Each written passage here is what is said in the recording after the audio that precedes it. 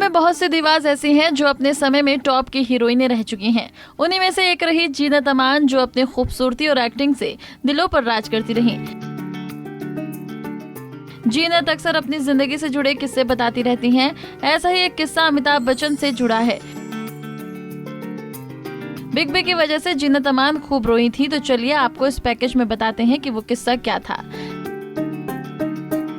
जीनत अमान अपने इंस्टाग्राम पर अमिताभ बच्चन के साथ एक तस्वीर शेयर की, जिसके साथ लंबा चौड़ा नोट लिखा।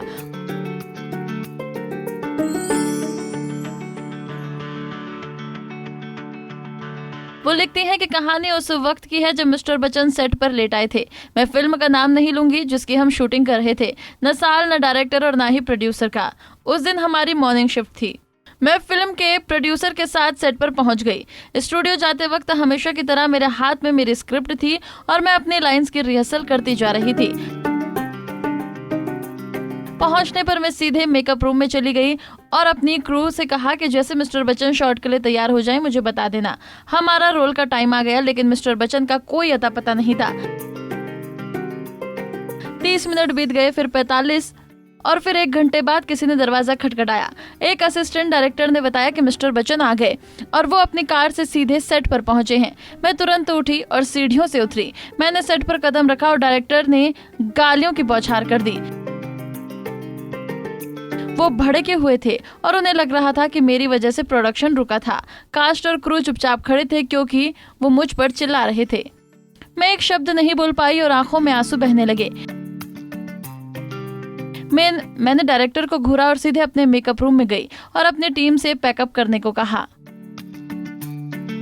वो मेरी मेकअप किट बंद कर चुके थे। प्रोड्यूसर मेरे दरवाजे पर आए, पीछे से मिस्टर बच्चन भी। वो बोले, मुझे पता है कि मेरी गलती है, वो आदमी मूर्ख है और उसने पी रखी है, जाने दो, चलो काम पर वापस चलते हैं। मैंने मिस्टर बच्चन की माफी स्वीकार कर ली, लेकिन अचानक से मुझ पर वो भड़ास निकाली गई थी जो चुभ रही थी।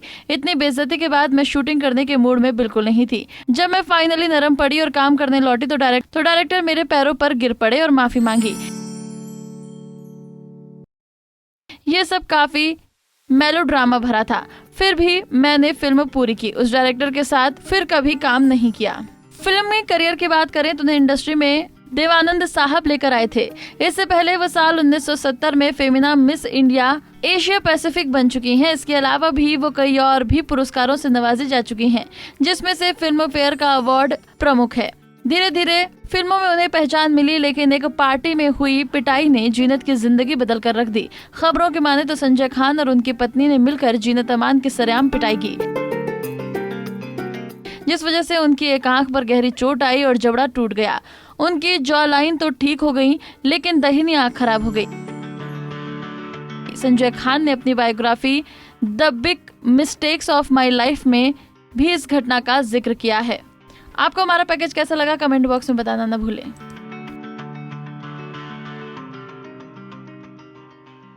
नारी से जुड़ी मोर अपडेट्स के लिए हमारे इंस्टाग्राम को फॉलो, फेसबुक को लाइक और यूट्यूब चैनल सब्सक्राइब करना ना भूलें।